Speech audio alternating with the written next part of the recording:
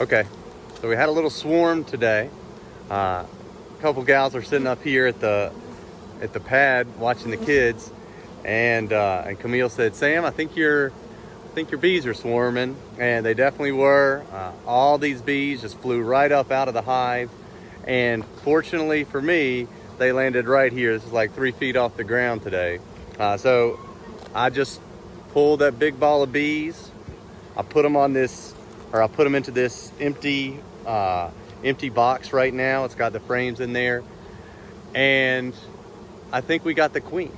If the queen wouldn't have gone in the box, if she would have stayed up here, all of these bees would have flown right back to find her. But I think she's in there. Let me show you. See all these bees up here right at the top? They're fanning their wings.